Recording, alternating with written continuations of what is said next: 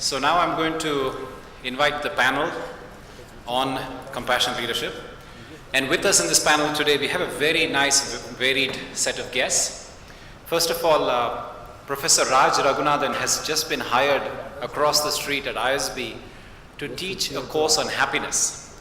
He's a professor at the Reddy School of Business at the University of Texas at Austin. He's got his PhD from Stern School at New York University. And our other next guest is Sister Shantha, who you saw earlier today. We heard some wonderful words of wisdom from her, the United Nations representative for the Brahma Kumaris and the director for the Brahma Kumaris in the Europe and Middle East region. We hope he's going to come back. And moderating this panel is Mr. Balakishore, who you also heard earlier today. He was moderating the emotional health session. So may I request all of them to please come onto the stage and lead us through a panel discussion. Good afternoon. So we heard some I wouldn't say interesting insights. I had to stop myself. By habit, I was about to say interesting insights. Those were not interesting insights, sir. That was life's wisdom that was in front of us, where we don't have to make those mistakes once again to become experienced. Thank you, sir. Sir, I wanted to start with this question. Why is being compassionate considered a weakness? Why is, whenever we talk about compassion, it's considered something not tough, something mellow, something not powerful? Compassion definitely comes to only people with a soft nature, but it should not end there. A person who responds to any situation or an issue should find a solution also. Not that he should cry and weep and go with a handkerchief. No. He has to have an action plan for circumventing that. Compassion definitely requires a soft mind, but in addition to that, he has to have some action plan to come out of that. That's what is required. If he doesn't respond to that, he will not even think of a solution also. So let him be like that. He should have soft mind, soft head, soft heart, but he should have an action plan also for that. Thank you, sir. And Sister Shantha, this question for you. We have heard about the qualities of compassion, the definition which Prasad Reddy gave, very beautiful definition. How does compassion look like in action? Whether it is at home or at workplace, what is compassion in action? One of the aspects of compassion would be forgiveness, being able to forgive another and be able to help them move forward. And it's not a question of pity, as you said, but recognizing the dignity of every human being and being able to help them take another step forward. And so at home, compassion would be a subject that's been coming up a lot. Thinking about our parents, thinking about our grandparents, yes, of course, our children, but in a way we think that the children belong to us as our property, but we think that, parents have their own life, grandparents have done what they can, but compassion would extend to every single member of the human family, and not just my family, but also my neighbor's family. And compassion at work would be to give a little bit of time to help my team member, to help my colleague just take another step forward, or to help them understand things in a different way. Very good, Sister Shantha. So, in effect, you are saying compassion is empathy in action. You not only empathize, but you also do something to end that suffering of the other individual. Or even better, what you were saying, and he was also mentioning, to help them not to suffer. The highest form of compassion. I liked very much your point that it's not just a question of seeing another one suffering and I cry in sympathy, but I offer them a solution so that they're able to go beyond that problem that's causing them pain. And Dr. Raj, this is for you. I believe you're familiar with the research on compassion and kindness. So can you share us some of the top line findings in the research from the research on compassion? Yeah, okay. So there's one study that was done about 4 or 5 years back at the University of British Columbia in Canada, where the researchers interrupted the students who were going to their classes, and they gave them an envelope. And inside the envelope was either $5 or $20. And they told half the people who got the $5 envelopes, spend this money on yourself. You know, buy yourself a cup of coffee or a treat or whatever. And the other half, they told them, spend this money on somebody else. Same instructions for the people who got $20 envelopes, spend it on yourself or spend it on other people. And they asked them, how happy do you think spending the money on yourself is going to make you? And they asked the people who were asked to spend the money on somebody else, how happy do you think spending money on other people is going to make you? And people's predictions were that if I spent the money on myself, I'm going to be very happy. 63% predicted that spending on themselves would make them happier than spending it on other people. Later that evening, all these people were called by the researchers and they were asked, how happy are you today? How happy did spending the money on yourself or on other people make you? And it turned out that spending money on other people, that group, was significantly happier. Now the $5 and $20 did not make a difference. Of course, you know, getting any free money is good, right? And the $5 people did not know that another group was getting $20 and vice versa. So any money is good, but the surprising finding was that being generous, being kind, actually enhances your happiness. And as you mentioned when introducing me, actually Janardhan did, I'm at ISB and I teach a class on happiness. And as part of my project, I have my students do something called a creative altruism project. And what they have to do is, they have to make some other people have fun and make other people happy. But in the process, they have to have fun themselves, right? And some of the acts of generosity might be a little bit dreary and people may not really enjoy it, you know, waking up at 4 in the morning and making soup or somebody for other people. If that is the case, then don't do it. You know, the important thing is for you to have fun. So think of it almost like a prank. Instead of taking the air out of somebody else's bicycle, which maybe gives you a lot of mirth and happiness, but makes the other person miserable. The idea here is to not just make yourself happy, but also make another person happy, but have fun and be mischievous, you know, make it a prank.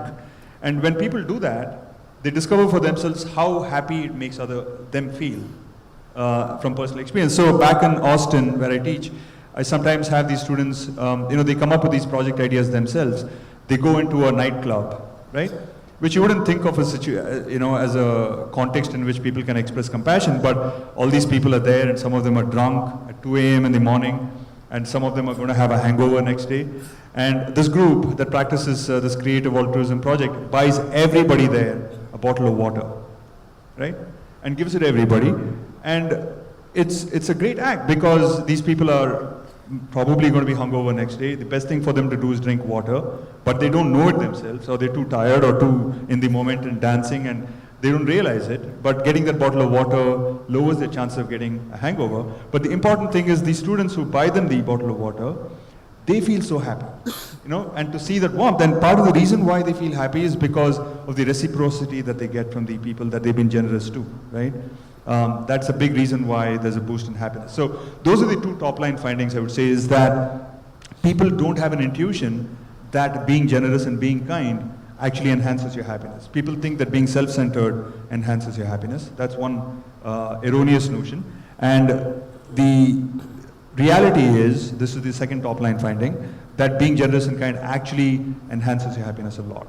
And we all have a desire to nurture, desire to give. That's most obvious when you see a little kid, your own kid particularly, but also obvious when you watch a cartoon character like Mickey Mouse or a little puppy, you feel like hugging it, sometimes squeezing it to such an extent that it almost dies, right?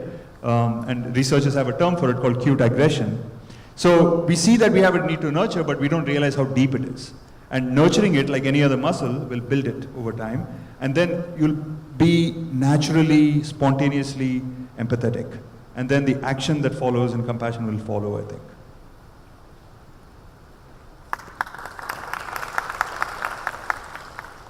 Very interesting. So what you're saying is, in essence, when I do good to others, I don't necessarily have to suffer to make them feel good or make them feel happy. And when I genuinely make them feel good, in turn, I myself will start feeling good. Absolutely, absolutely. And if that is the case, if that is what research is talking about, and sir, this is question to you, why is it that this belief is so widespread in the world that the only way to succeed and move forward is to be self-centered, selfish, cut corners, be unethical, because otherwise you can't move ahead? Okay, the kind of description you made, they are moving forward, they could succeed. In reality, ultimately, any effort is only to be, ultimately to be blissful or happy. I don't think the kind of people who cut the corners, who cheated the system by not paying taxes or by unethical means they come up, they will have sleepless nights. They are not successful. They are not attaining what the original intention of Atma is, to be happy. They are not getting that.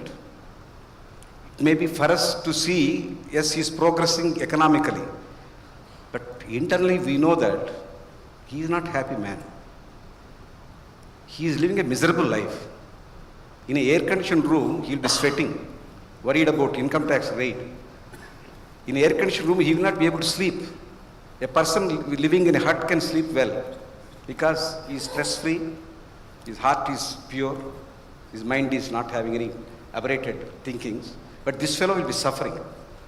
So the success cannot be measured with an yardstick that his balance sheet is every year swelling. That is not the criteria to judge. One day or other he will be caught in the system.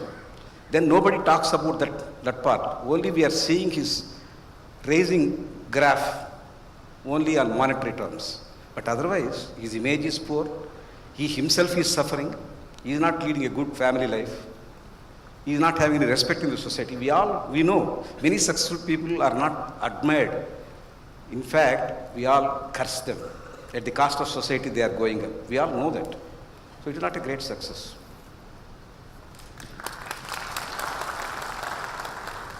Sister Jayanti, you would like to add something to that? I think that if you take the image that you were using, the air-conditioned room and being unable to sleep, well, if you open the bathroom cabinet in their home, they've probably got some sleeping tablets there. They're not able to sleep without tablets. And it's because the values of the soul and a life aren't aligned together.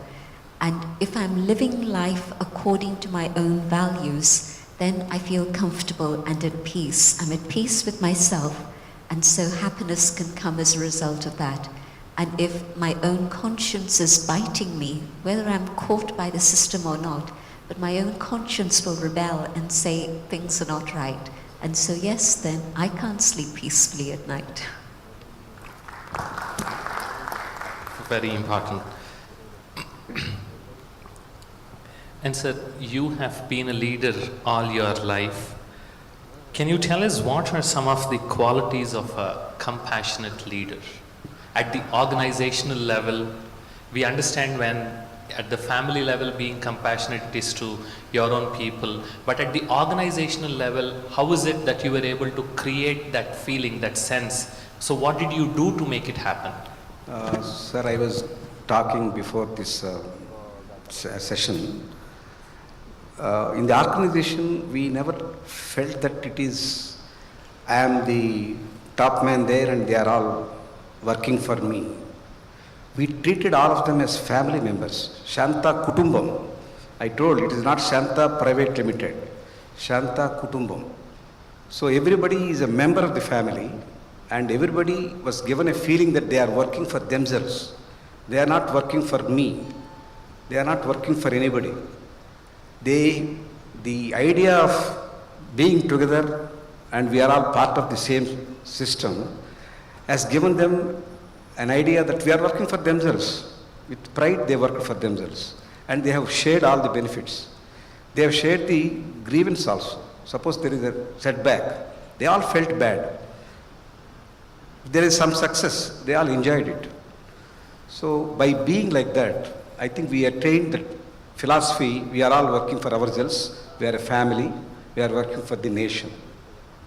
This nation required vaccines, and let us do it, that vaccine by ourselves. We don't have to depend on imports.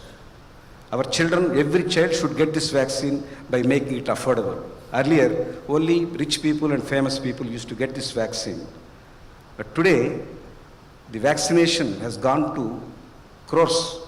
At one time when we started, only 1.8 lakh people were taking this vaccine. Today, 150, 200 crore people are taking it. So everybody is using that. And we are able to export it. At one time we were called beggars because we are going and begging this vaccine from outside. Today we are donors. How much of satisfaction it gives? From beggar stage to normal stage to donor stage. All these things happened because we made part of our system. It is not that I did it. Our people did it. In fact, I am not a scientist. I didn't develop any vaccine. Many people mistake me that I am a scientist, I have developed a vaccine. They introduced me like that. He developed a vaccine. No, I didn't develop. I am a facilitator. Our scientists did that. Our entire 1,100 people, they contributed to the cause of having our own vaccine, which is available for a common man. Two specific things stood out in what you said. One is having a meaningful purpose to pursue and treat all your employees as partners, as equals to realize that vision, to realize that meaningful purpose. And in the process, if you have these two in place, in the process, what you get is compassionate leadership automatically. Then you don't need a stick because you have self-motivated employees. Very. And Sister Jayanti, in your capacity, you are responsible for hundreds of centers in nearly 50 countries. So as a leader, as a person who's responsible, how do you use this compassionate leadership? What are those components that you apply to be able to run this organization? One of the things that you said struck home with me, and that is that when I started doing service, I never thought that I was doing anybody a favor, and I didn't think of myself as a leader. When I went back to London after taking the teachings of the Brahma Kumaris in India, I started in 68, then 69, I was asked to go back to London to start a center there. And the only one passion that I had was that the gifts that I've been able to experience, I would like others to share also. So it was really from that space of wanting to share the good things that I myself had experienced, and I knew that many others were seeking peace and happiness and so on. And so from that seed, things happened very automatically and naturally.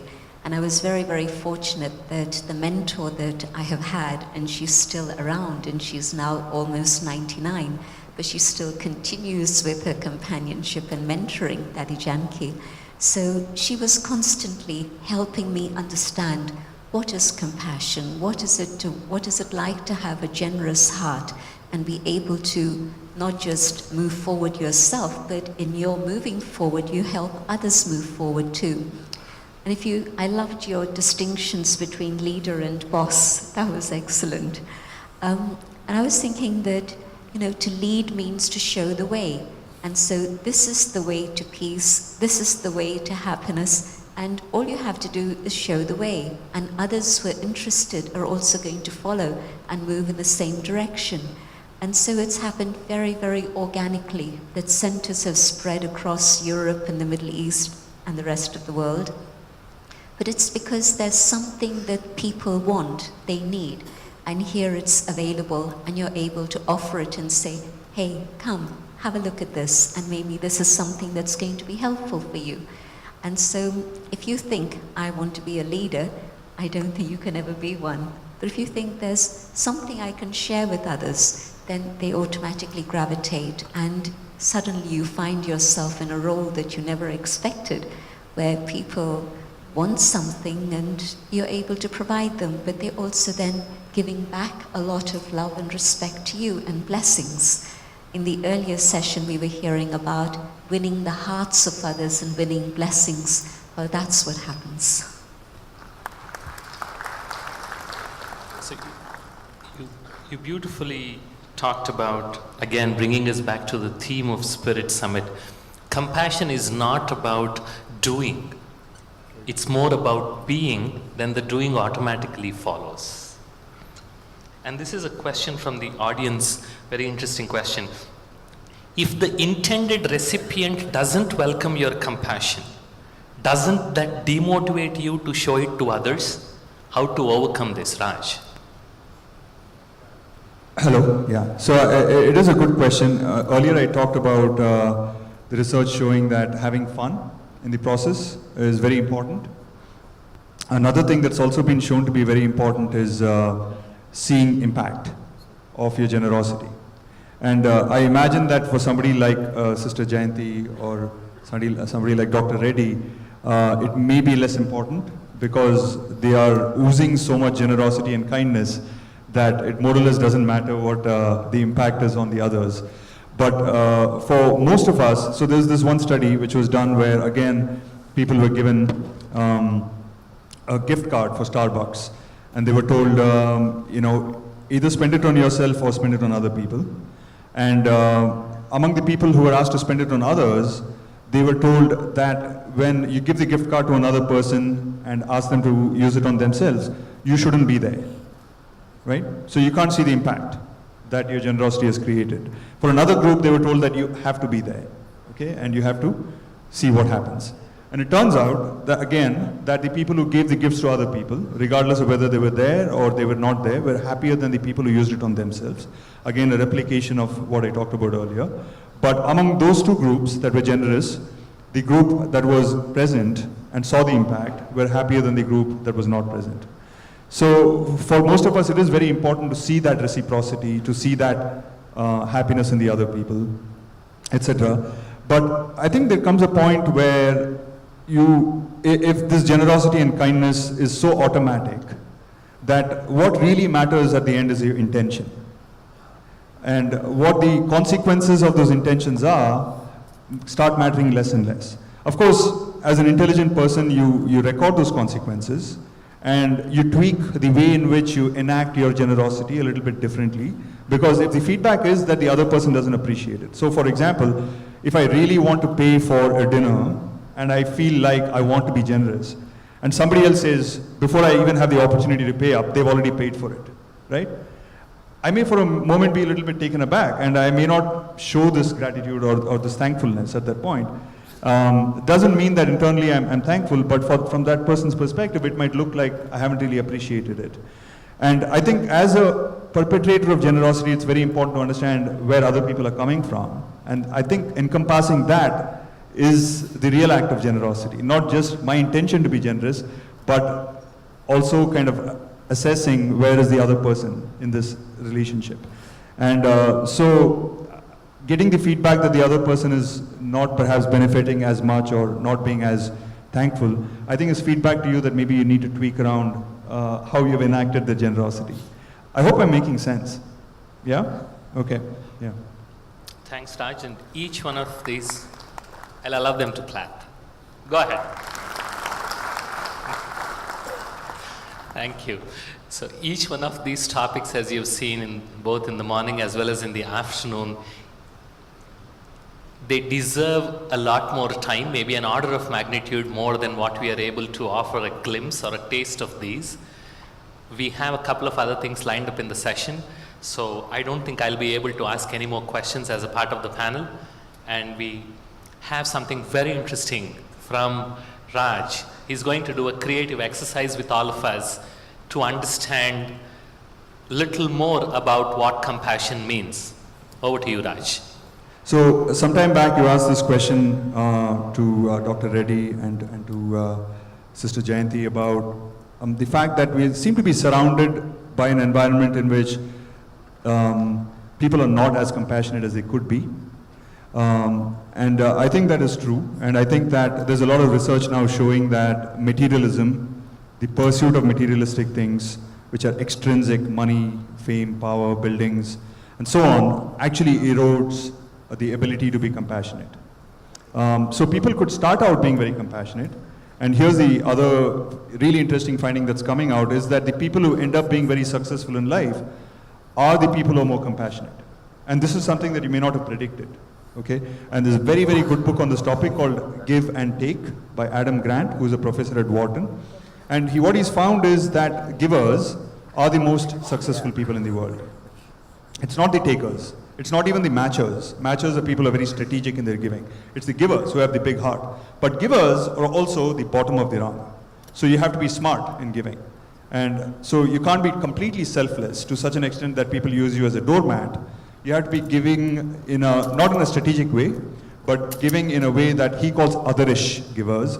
And what he means by that is giving in a way that enhances everyone's well-being the most. Okay? So that's what he's discovered. Now, what is the thing that stops us from being compassionate? Here I want to kind of lean a little bit on a work by a colleague of mine at the University of Texas. Her name is Kristen Neff. And she's come out with this really wonderful concept that she calls self-compassion. And she differentiates self-compassion from self-esteem. Self-esteem has been found to be very, very important for us. In order for us to function well in society, in order for us to respect ourselves, etc., you need to hold yourself in high regard. And how can you hold yourself in high regard? The typical way in which many people approach this is by putting down other people. Okay? You want me to get to that? Okay. All right. Yeah, thank you. So by putting down other people, and what Kristen Neff suggests is that there's another way to have high regard for yourself, which is by allowing yourself the freedom to grow without criticizing yourself. Because what happens when you start building up your self-esteem by putting down other people is, eventually when you don't meet up to your standards, you judge yourself just as you've judged other people. It's a double-edged sword. So by pursuing self-esteem, you end up eventually in a place where you do not like yourself, you self-criticize, the self-talk that we talked about earlier becomes more negative. And what she says instead is that you can build self-worth through self-compassion. And I'm going to lead you through that exercise right now. And what's really exciting about all this is that the people who can be compassionate to other people have to begin by being compassionate to themselves first. So your cup has to be full before you can be compassionate. So it's one thing to aim to be compassionate, want to be compassionate, intend to be compassionate, but the action won't follow unless you love yourself first. And not in a narcissistic sense, but in the sense of being really kind to yourself and compassionate to yourself, okay? So that's the idea. And there are three things that Kristen Neff talks about in terms of what self-compassion is, and I'll walk through that a little bit later. First, let me do this exercise. So basically there are a couple of very simple steps in this exercise. And the first step is, I hope everybody has a sheet of paper or a notebook and a pen. If you don't, then you can kind of write in your mind, so to speak, or think to yourself. And the idea is to think of, ideally a recent event, but even if it's not very recent, think of an event in which somebody who was close to you, a friend or a relative, failed at something important to that person, right? They wanted to get into IITs, maybe they wanted to get a particular job, maybe they wanted to help somebody else, right? But they just weren't able to do it. So why don't I give you 2 or 3 minutes to write down how you reacted to that person, right? When they failed at, say, getting into the IITs and they came to you and they were really sad, they were depressed perhaps, how did you react to that person? Is it okay if I give them 2 or 3 minutes to write down? Yeah, okay. So then I'll revisit this. Let me take comments from a few volunteers out here. I saw Dr. Bhaktavatsalam writing furiously away. Do you want to share with us what it is that you wrote? How did you react to this person? Is there a mic that is available for people in the audience to talk? Or I can just give this mic. Every doctor has to be compassionate. That's an entirely different situation. But this, what happened is in the recent past, about a month ago, one of my very close relatives, who was not very helpful to anybody, who was very selfish fellow, very filthily rich, his money-making machine, and he was indifferent to me. I mean, he was not happy with me because of my ascent in the society. I was very popular, and he was just indifferent to me. He suddenly got into a health crisis. He developed a health problem where he developed a liver lesion, something like a cancer. This cancer really rocked the family, 2 children and the wife, the brother. And so I went to their house. I said, don't worry, I'll help you, without they asking me to come. And they spent 2-3 hours with me. I spent 3-4 hours with them. They made all arrangements to go abroad, identified the best doctor in the whole of the United States, and organized the trip. And I again went to their house after the return. I inquired. They become so lovingly, in spite of their indifference to me, I went and helped them. That brought back a lot of goodwill, and I felt very happy.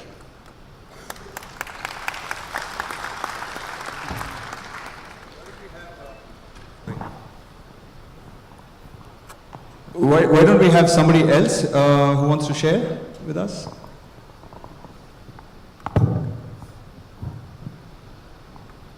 Out there in the back. So could somebody pass on the mic to them in the back? Hello, Yes. my name is Anil Goswami.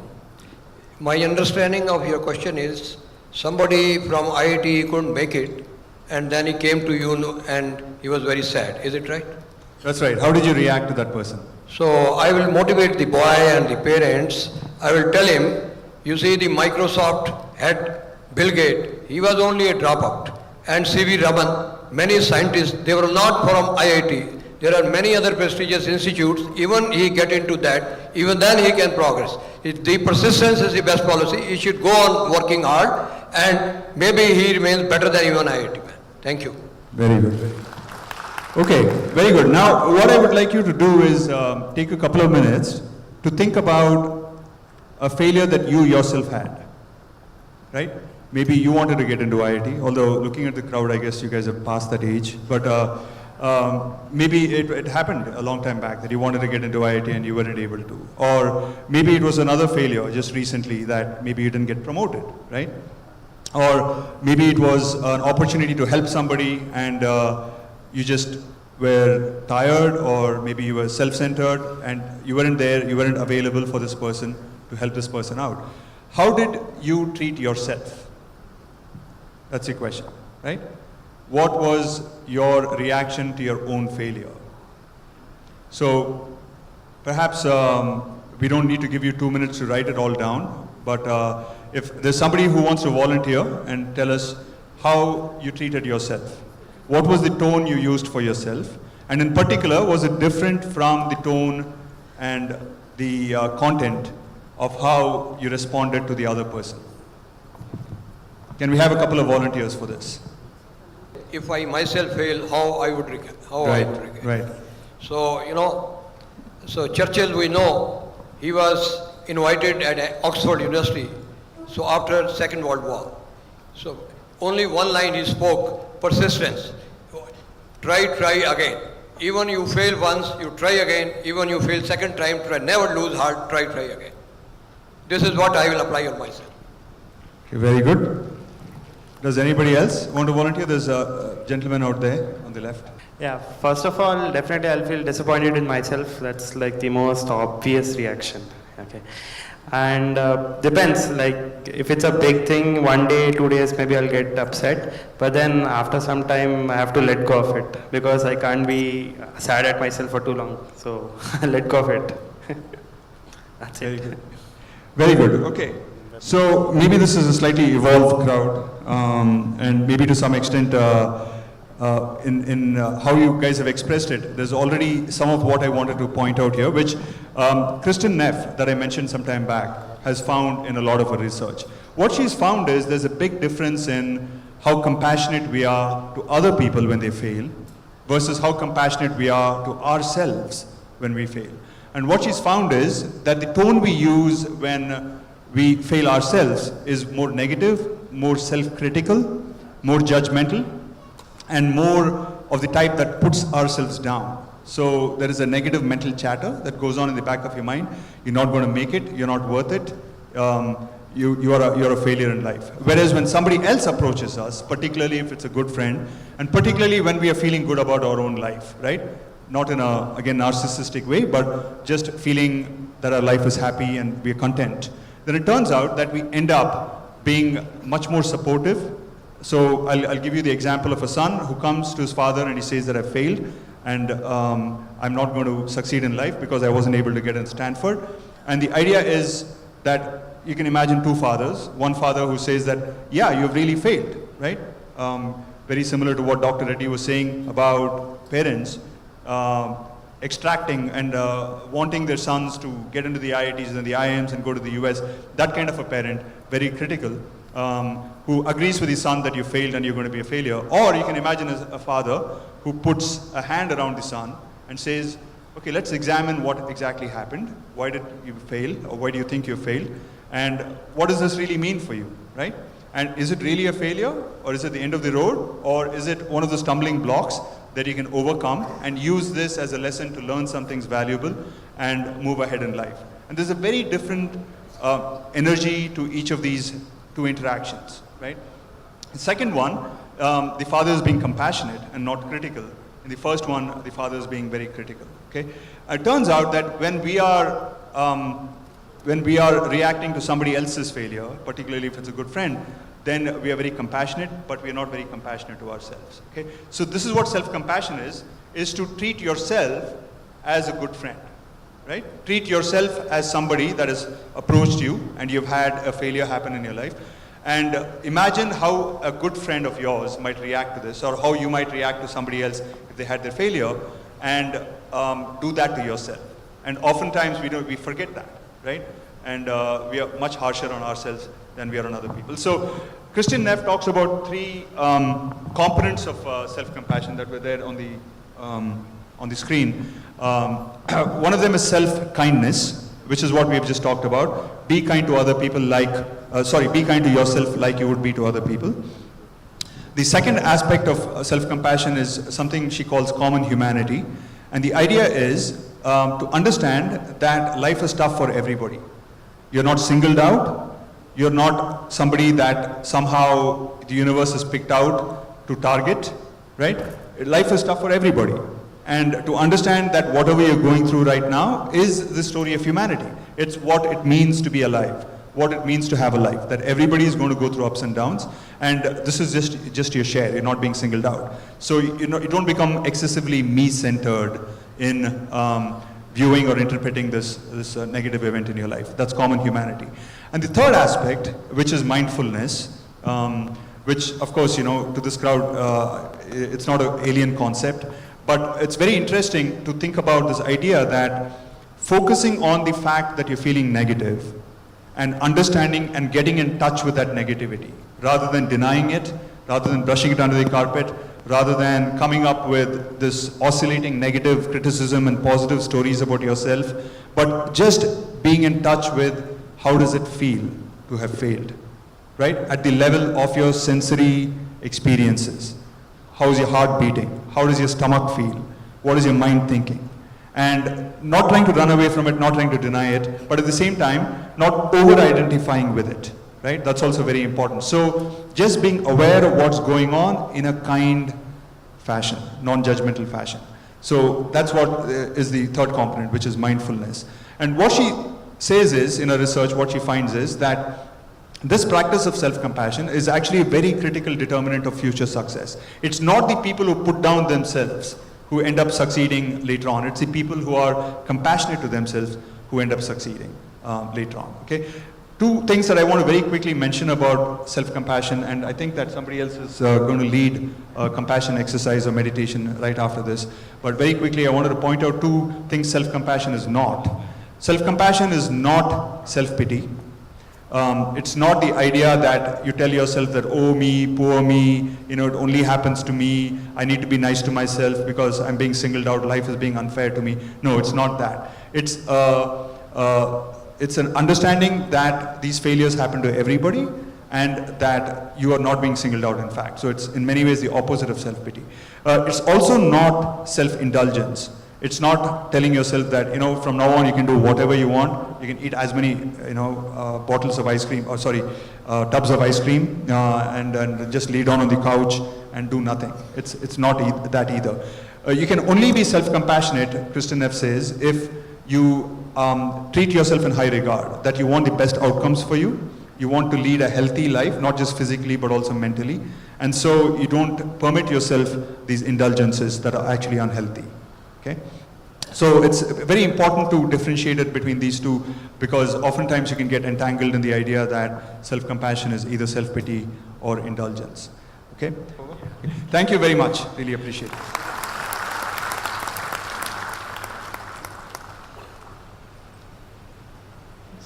Very, very insightful, going into our own personality and how we have this dualistic approach about how we treat other people versus treating ourselves, which is funny because generally we are self-centered, but Raj has shown that in this particular case it's otherwise. So friends, we have come almost to the very end, and I'm very curious to, we are as a team that produced this show, very curious to hear some takeaways. So what we want to know is, in one word, if you can share the value of today's session for you, what would that be? In one word, so say it aloud. Yeah, get up. Bringing change within you, okay? Yes. Self-awareness, okay? Yes?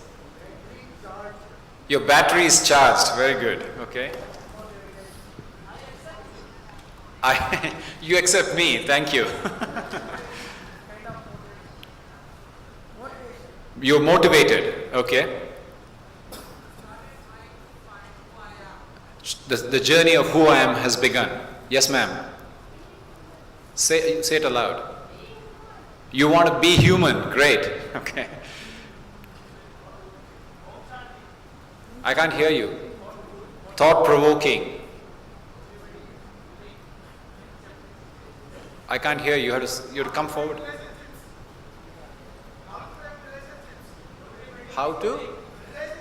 Okay, so better relationships, okay. Come forward, sir, so I can hear you. And somebody else meanwhile. Yes, go ahead. Positive thinking, okay. Integrity. The lady, please, one at a time. The lady, please.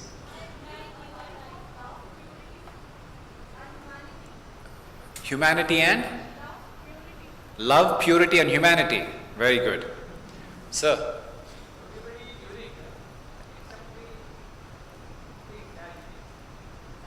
Okay, everybody is unique except things as they are. Okay, yes, sir.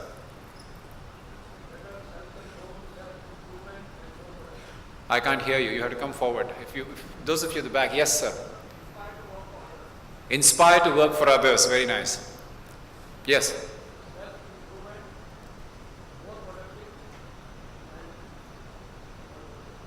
Self-improvement leads to productivity, more productivity. Thank you. Yes.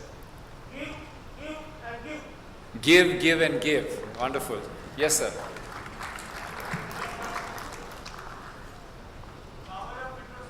The power of introspection. Nice.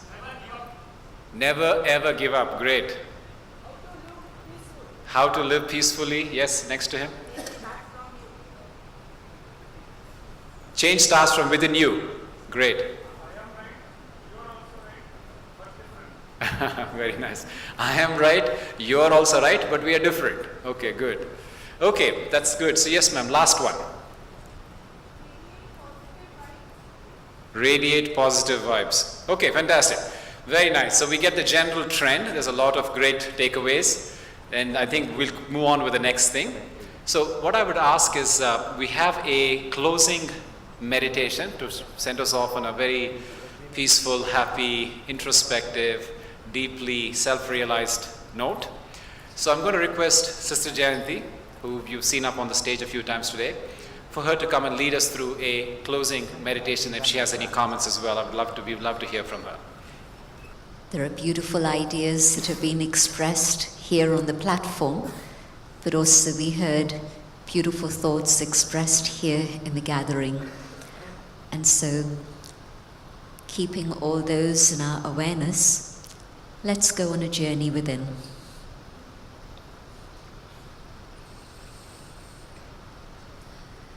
Turning inwards, connecting with myself, and seeing my own inner goodness,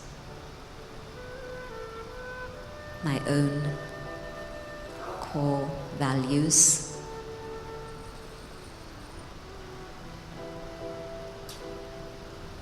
I also check, is my life, my actions, are they aligned to my core values? And if they are aligned, I'm at peace with myself.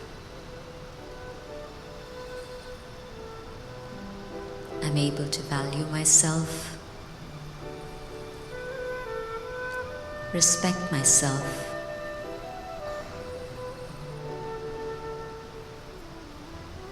and my heart is able to be open and generous,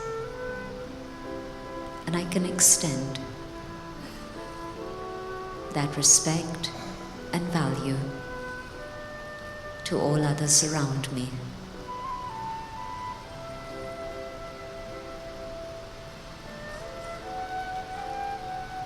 I realize with gratitude all that I have been blessed with.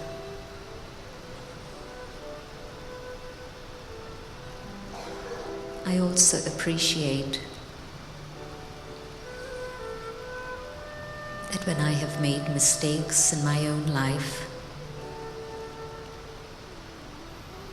others around me have continued to support me,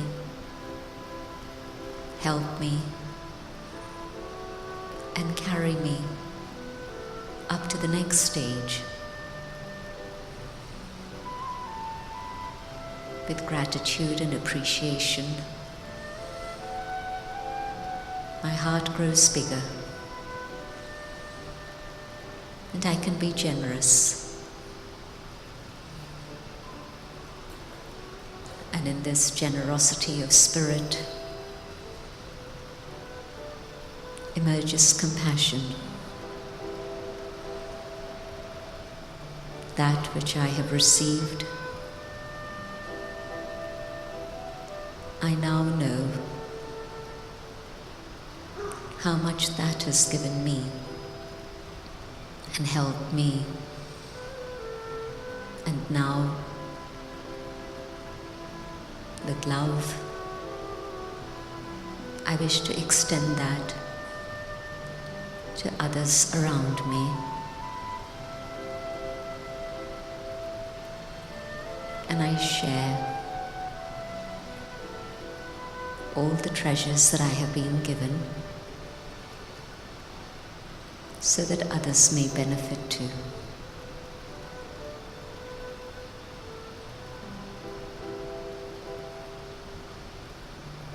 And in this awareness of the inner being, I can feel the presence of the divine.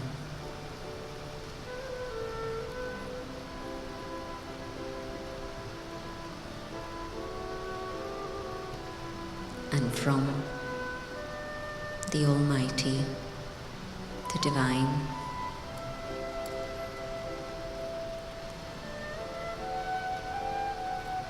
I feel the canopy of blessings and protection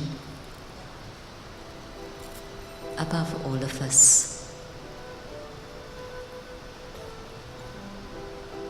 As human hearts become generous and compassionate, the Lord is pleased and shares blessings.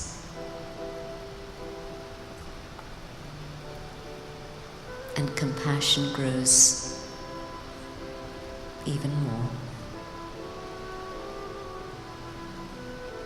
I deeply realize that it is in giving that I can find happiness. It is in sharing that I receive God's grace and blessings.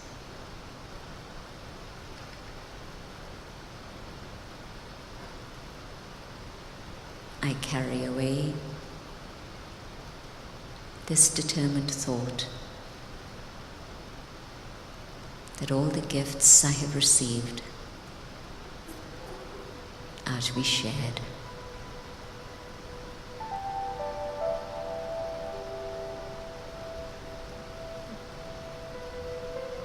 And as we share,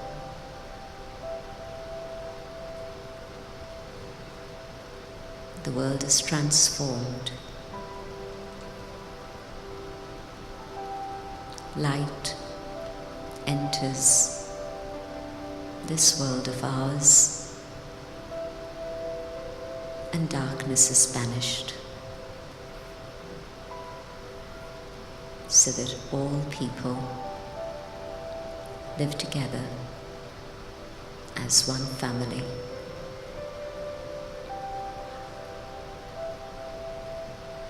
And Vasudha Kutumba becomes a reality.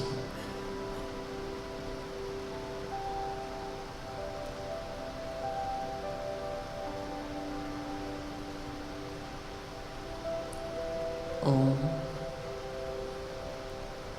Shanti. So, this is only the beginning. We've just finished the first annual Spirit Summit.